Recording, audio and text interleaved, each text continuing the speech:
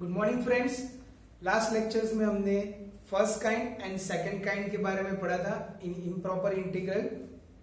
मैंने लेक्चर 1 के अंदर उनके इम्प्रॉपर इंटीग्रल के अंदर बताया था कि 3 काइंड होंगे, first kind, second kind and third kind. इसमें से फर्स्ट काइंड के बारे में और सेकंड काइंड के बारे में विद एग्जांपल हमने पढ़ लिया है।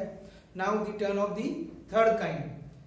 तो हम सबको पता है कि फर्स्ट काइंड के अंदर एक इंटीग्रेशन लिमिट्स थी, वो इनफाइनाइट थी। सेकेंड काइंड के अंदर फंक्शंस इनफाइनाइट थे and the third kind is the combination of the first and second kind, जिसमें फंक्शन भी इनफाइनाइट होगा और लिमिट्स भी इनफाइनाइट होगी। यानी दोनों को हमें मैनेज करना है, सॉल्व आउट करना है and then after we find the solution. यानी कि ऐसा भी एग्जांपल होगा जिसमें ये दो खूबियां हो सकती है। तो now the improper integral of the third kind, it is a definite integral in which one or both limits, जो हमने फर्स्ट काइंड में पढ़ा था, वन यानी कि अपर या तो लोअर, और both limits यानी कि दोनों limits of integrations are infinite and the integrated become in the infinite at one or more points within or at the end points of the interval of integration। यानी कि अगर function b दोनों values, limits की दोनों values, यहाँ पे दो sentence use हो रहे हैं। पहले तो लिमिट्स के बारे में, अगर upper limit and lower limit both are the infinite, ये 3 बात हो चुकी है। अगर फंक्शन है उसमें भी अपर लिमिट, लोअर लिमिट और दोनों लिमिट के लिए भी इनफाइनाइट हो सकता है, यानी इसमें भी 2 बात हो गई। ये दोनों मिलाकर अगर आपका फंक्शन थर्ड काइंड सेटिस्फाइड कर रहा है तो आपको उसे उस तरह से सॉल्व करना पड़ेगा। This is the combination of first kind and second kind, जिसको मैंने पहले ही बता दिया था कि ये combination of first kind and second kind है। अब इसके एग्जांपल्स ज्यादातर कोई भी एग्जाम में पूछे नहीं गए हैं, बट हम रिस्क नहीं लेंगे। उसका एक एग्जांपल हम ट्राई करते हैं, शायद यही एग्जांपल आपके एग्जाम में हो सकता है या तो ऐसा ही हो सकता है, जो आपको ध्यान रखना है, क्योंकि एग्जाम के अंदर वो कोई स्पेसिफिकेशन नहीं दिया होगा कि ये फर्स्ट काइंड से करना है, सेकेंड काइंड से करना है या थर्ड काइंड से करना है। सो इवैल्यूएट खाली इतना ही दिया होगा, इवैल्यूएट। इवैल्यूएट से पहले आपको ना कुछ चैप्टर्स की ना कोई एग्जांपल की जानकारी दी होगी। 0 to infinite 1 upon x square dx। सो यहाँ पर पहले तो हमारा ध्यान जाना चाहिए कि ये इंटीग्रेशन है, लिमिट इम्प्रॉपर है, that's the meaning of the example है इम्प्रॉपर इंटीग्रल का। देन सेकंड थिंग कि ये कौन से काइंड में सेटिस्फाइड हो रहा है, first kind, second kind and third kind. तो हम पहले 0 रखेंगे, या इट्स इनफाइनाइट, तो सेकंड काइंड हो रहा है। लिमिट में भी इनफाइनाइट, तो फर्स्ट काइंड भी हो रहा है। सो मींस ये first and second kind both, तो ये थर्ड काइंड से सॉल्व होगा। तो इसे सॉल्व करने के लिए now we started with solution. So सबसे पहले we write down the limit functions 0 to infinite 1 upon x square dx। Now यहाँ पर ये दोनों काइंड सेटिस्फाइड कर रहा है, सो मीन हम यहाँ पे उसको बाइफरकेशन कर देंगे। एक लिमिट के पास 0 to 1 upon x square dx plus 1 to infinite 1 upon x square dx। क्यों इसको बाइफरकेशन करना पड़ा? क्योंकि हम दोनों टाइम पे सेम लिमिट्स अप्लाई यानी कि लिमिट एजम्पशन नहीं ले सकते हैं, इसलिए हमने इसका एक मिड पॉइंट निकाला 0 से 1 और 1 से इनफाइनाइट। अब नाउ 0 के लिए ये इम्प्रॉपर हो रहा है और यहाँ ये इनफाइनाइट के लिए इम्प्रॉपर हो रहा है। Now we assume the limit C1 and C2। So limit C1 tends to infinite, which is C1 tends to 0, where C1 to 1 upon x square dx plus limit C2 tends to infinite 1 to C2 1 upon x square dx। यानी कि यहाँ पर हमारा example पहले first kind and second kind combination हो गया, उसके बाद then after with bifurcation in the proper form now we integrate the function. So what about the integration of 1 upon x square? Yes, minus 1 upon x. So limit C1 tends to 0 in the bracket minus 1 upon x, which is C1 to 1, क्योंकि हमारा limit से जो है integration क्या है वो C1 से 1। Now for the same function 1 upon x square दोनों जगह पर सेम ही है तो इंटीग्रेशन भी सेम ही आएगा, but here it is limit C2 tends to infinite minus 1 upon x 1 to C2। Now we apply the concept of integrations upper minus lower। So limit C1 tends to 0, 1 replaced by x, so it is minus 1 by 1 its upper minus lower, here minus already है, so minus minus plus 1 upon C1 plus limit C2 tends to infinite minus 1 upon C2 minus minus plus and 1 upon 1. Now we apply our limits also, because minus 1 by 1 is minus 1. C1 tends to 0. Now we apply here C1 replaced by 0. So 1 upon 0 plus minus 1 upon C2. It is minus 1 upon infinite and 1 plus 1. So what about the answer? It is minus 1 plus 1. Sorry, minus 1 plus 1 upon 0. It is infinite. 1 and infinite, it's 0. 0 plus 1 is 1. So 1 and minus 1 both are the cancel. So what about the final answer? It's infinite. Hence, it is diverge. यहाँ पर इवैल्यूएटी लिखा है, मैंने पहले example second kind में बताया था. जरूरी नहीं है कि आप लोगों को यहाँ पे कन्वर्ज और डाइवर्ज लिखना, बट अगर हमें प्रैक्टिस है तो चेक दी कन्वर्जेंस, ऐसा कोई स्टेटमेंट आएगा तो आप आसानी से उसे लिख सकते हो, यहाँ पे कोई गलती नहीं होगी. सो थर्ड काइंड का एक ही एग्जांपल किया है, but it is the combination of first kind and second kind. So आप लोगों को ज्यादातर पता होगा ही कि ये कैसे सॉल्व करना है. अब इसके अंदर यहाँ पर ऐसे भी एग्जांपल्स आएंगे, जैसे ये बहुत सिंपल सा था, बट अगर कोई कॉम्प्लिकेटेड एग्जांपल आ जाते हैं तो उसे यहाँ पर पूरे एग्जांपल को दो लिमिट्स मेथड जो है, टेस्ट मेथड सॉरी, उससे ये सॉल्व करने के लिए बोल रहे हैं. So the topic of new is convergence and divergence of improper integral, जिसके अंदर ये लोगों ने दो मेथड को अप्लाई किया है. One is the direct comparison test and the second one is a limit comparison test. ये दोनों मेथड के अंदर एग्जाम्पल जो है हम बहुत ही आसानी से without using of the first kind and second kind concept हम सॉल्व कर सकते हैं. हाँ, वहां पे उसकी ट्रिक की जरूरत पड़ेगी, बट ऐसा जरूरी नहीं है कि हम इसके इंटीग्रेशन करें.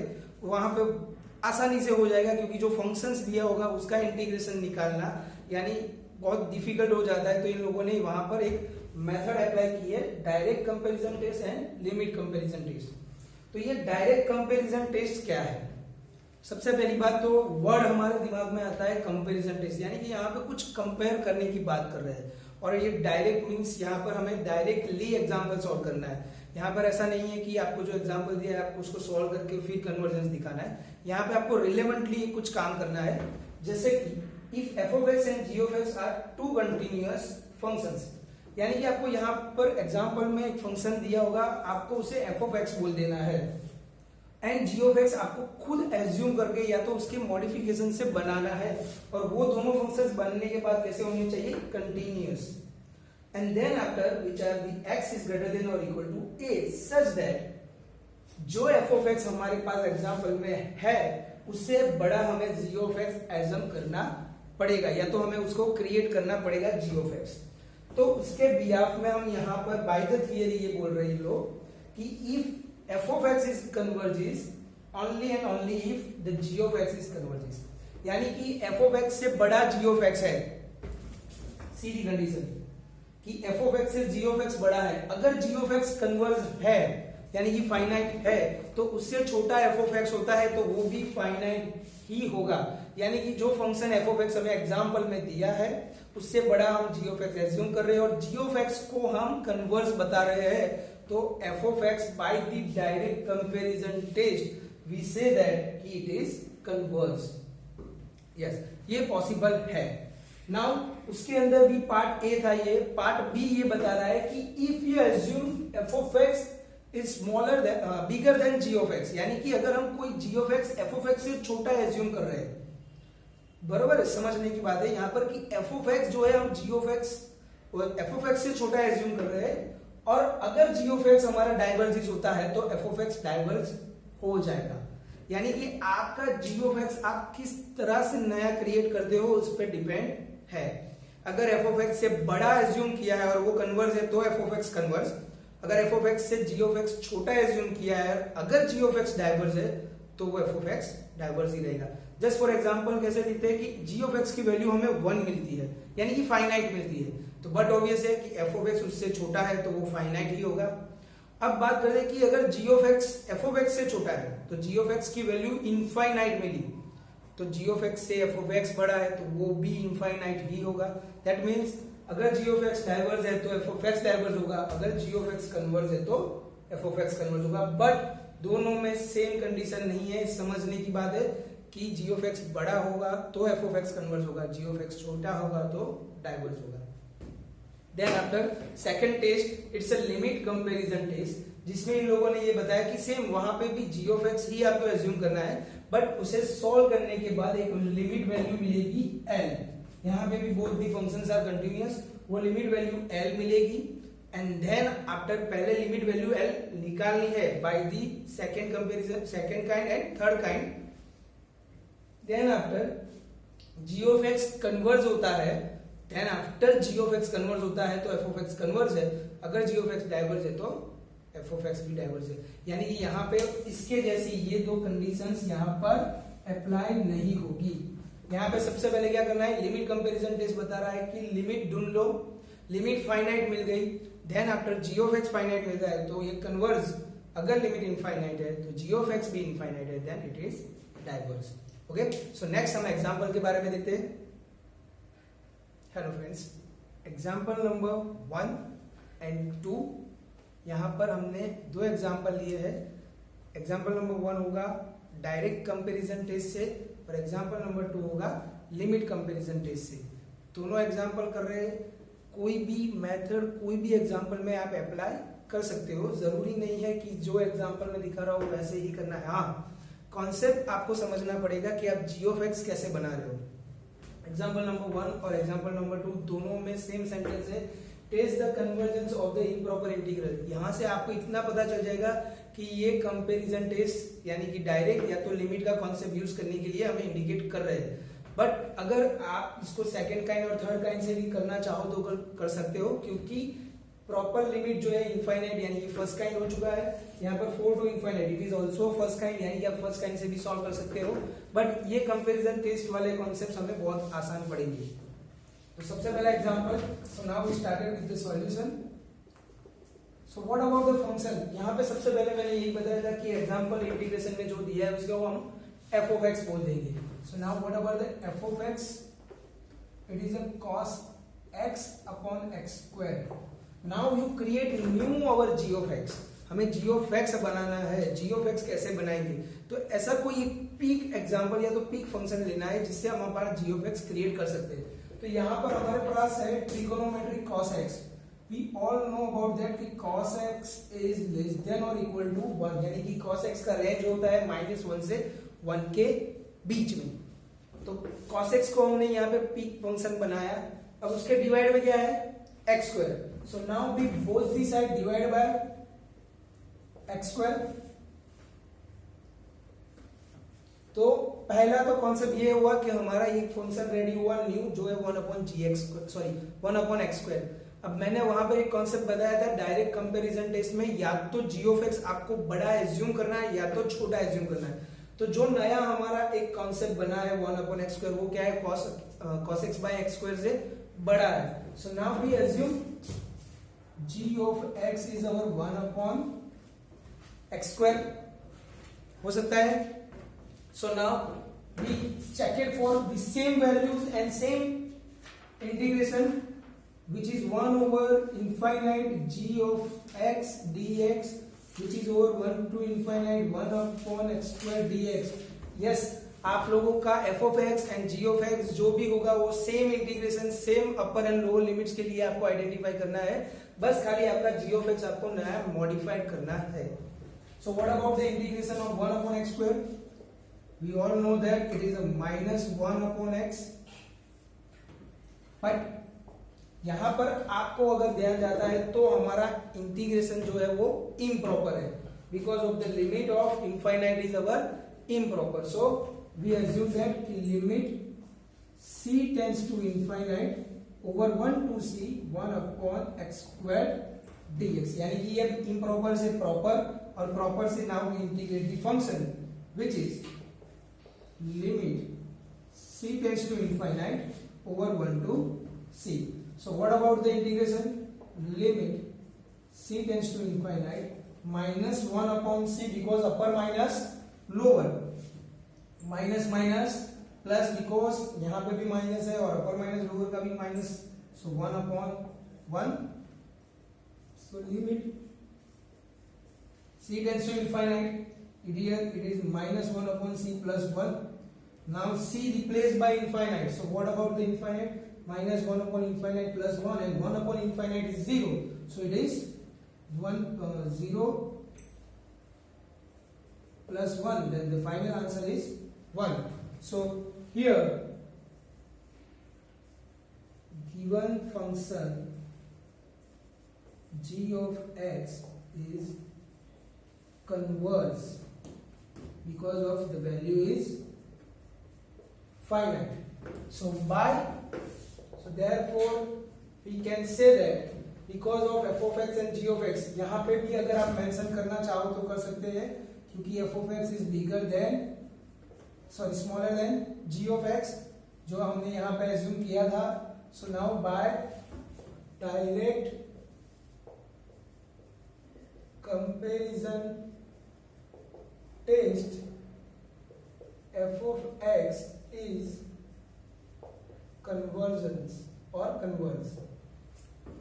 I hope आपको ये एग्जांपल नंबर 1 में पता चल गया होगा कि हमने f of x जो दिया था उसके एक नेसेसरी कंडीशन पे से g of x क्रिएट किया. Now given the condition f of x is then equal to g of x, g of x को हमने मॉडिफाइड किया, then solve it. The answer is the g of x is a finite, and the finite answer is always says that convergent, but by the direct comparison test we say that ki f of x is converged. Example number 2, test the convergence of the improper integral over 4 to infinite 3x plus 5 upon x raised to 4 plus 7 dx. So now we started with the solution. So what is our f of x? सबसे पहला मैंने बताया उस तरह से कभी भी आपको जो इंटीग्रेशन दिया है उसका f of x एज्यूम कर लो, जिस 3x plus 5 x raised to 4 plus 7. अब यहाँ पर से आपको ये एग्जांपल मैंने बताया था कि डायरेक्ट कंपैरिजन टेस्ट से होगा और ये होगा लिमिट कंपैरिजन टेस्ट से. तो लिमिट कंपैरिजन टेस्ट का कॉन्सेप्ट क्या है कि f of x upon g of x के कॉन्सेप्ट से आपको लिमिट फाइंड करनी है. Then after g of x जो फंक्शन बनता है उसका सेकेंड काइंड की हेल्प से या तो उसका इस g of x का इंटीग्रेशन निकाल के ये दोनों अगर वैल्यूज फाइनाइट है तो एग्जांपल कन्वर्ज, अगर इनफाइनाइट है तो diverge. So now we converge और भी मॉडिफाइड, और जो हम नया gx बनाने जा रहे हैं वो कैसे बनेगा. तो ये एग्जांपल में अगर आपको कोई आइडिया नहीं आ रहा है तो यहां से x कॉमन निकलेगा और यहां से x raised to 4, तो यहां से जो x कॉमन निकलता है और नीचे x raised to 4, so what are the final value?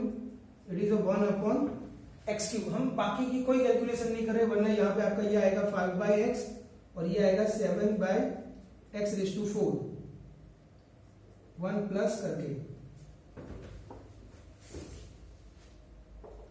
x times 3 plus 5/x x raised to 4 1 plus 7/x raised to 4. तो यहां से हम कट आउट करेंगे और जो नया जो बनेगा वो आएगा 1 upon x cube which is 3 plus 5/x 1 plus 7/x raised to 4. जो ये नया फंक्शन बन रहा है, now we assume g of x is our 1 upon x cube. So ये हमारा आपका नया g of x बनाने का तरीका था. So now f of x and g of x बन चुका है. So by the limit concept, limit x tends to infinite, f of x by g of x, so 3x plus limit x tends to infinite f of x यानी कि 3x plus 5 upon x raised to 4 plus 7 upon 1 upon x cube, क्योंकि f of x upon g of x करना है, यानी ये हमारा f of x और ये हमारा g of x. So what about the simplification? Limit x tends to infinite, denominator का denominator numerator, so x cube times 3x plus 5 upon x raised to 4 plus 7. तो क्या आएगा अब now x cube multiplied in the bracket, so it is limit x tends to infinite x cube into 3x, so it is 3x raised to 4 plus 5x cube. और अगर यहां से हम twist करें, बुक के अंदर इस तरह से अंदर मल्टीप्लीकेशन करके दिया हुआ है, पर अगर हम ट्विस्ट करें, अगर x को कॉमन ले ले तो ये हो जाएगा x raise to 4 3 plus 5/x, और यहां से भी x रेज टू 4, देन हो जाएगा 1 प्लस 7/x रेज टू 4, जिससे एक स्टेप आपका कम भी हो जाएगा और आपके लिए सिंप्लीफिकेशन के साथ साथ आंसर्स के भी आने की पॉसिबिलिटीज बढ़ जाएगी. सो यहाँ पर हमने x raise to 4 x cube को इसलिए मल्टीप्लाई नहीं किया क्योंकि कॉमन दोनों जगह पे दिख रहा है, तो उसे कैंसिल आउट कर दिया है. So now the limit x tends to infinite is 3 plus 5/x and 1 plus 7/x raised to 4. Now x replaced by infinite, so it is a 5/infinite and 7/infinite. These all are the values are 0. So it is 3 plus 0 upon 1 plus 0. Then the final answer is 3. यानी कि by the limit comparison test हमें इसकी values finite मिल चुकी है. अब उसका second part आता है, वो है हमारा integration over 4 to infinite g of x dx. अगर ये कन्वर्ज यानी कि ये फाइनाइट मिलता है और ये भी वैल्यू फाइनाइट है, then function is finite. So now integration over 4 to infinite 1 upon x cube dx, because of ये हमने gx एक्सट्यूम किया था. सो 4 यहां पर रखते हैं, हमें फर्स्ट काइंड, सेकंड काइंड और थर्ड काइंड के बारे में भूलना नहीं है. ये कॉन्सेप्ट्स भी अप्लाई करके देख लेना है कि ये प्रॉपर है कि नहीं. तो 4 की वजह से डिस्टर्ब नहीं हो रहा है, but infinite is improper. So we assume limit c tends to infinite integration over 4 to c 1 upon x cube dx. So what about the next? Limit c tends to infinite. Can we integrate the function 1 upon x cube? 1 upon x cube का integration क्या आएगा? Yes, यहाँ पर अगर किसी को नहीं भी आता है, then you write down minus x raised to 3 plus 1 upon minus 3 plus 1 over 4 to c. अगर नहीं आता है तो कोई दिक्कत नहीं है, आप इसको x raised to minus 3 power लिख सकते हैं, minus 3 plus 1 upon minus 3 plus 1. So what about the next step? Limit c tends to infinite. Over here it is x raised to minus 2 upon minus 2 4 to c. So can we modify or simplify here? So limit c tends to infinite over minus 1 by 2 raised to x square 4 to c. तो ये हो गया simplification. Now we replace upper minus lower. Limit c tends to infinite minus 1 upon 2c square, because of x replaced by c and 4 upper minus lower. Here minus है, यहाँ पर already एक बार minus है, so minus minus plus and 1 by 2 into 4 square. सो क्या आएगा? Limit c tends to infinite minus 1 upon 2c square. 4 square is 16 and 16 2s are 132. Now we apply, अब यहाँ पे सब सिंप्लीफाई हो चुका है. Now we apply c tends to infinite, so here it is infinite and 1 upon infinite is 0. So the final answer is 0 plus 1 by 32. It is 1 by 32 and here it is finite.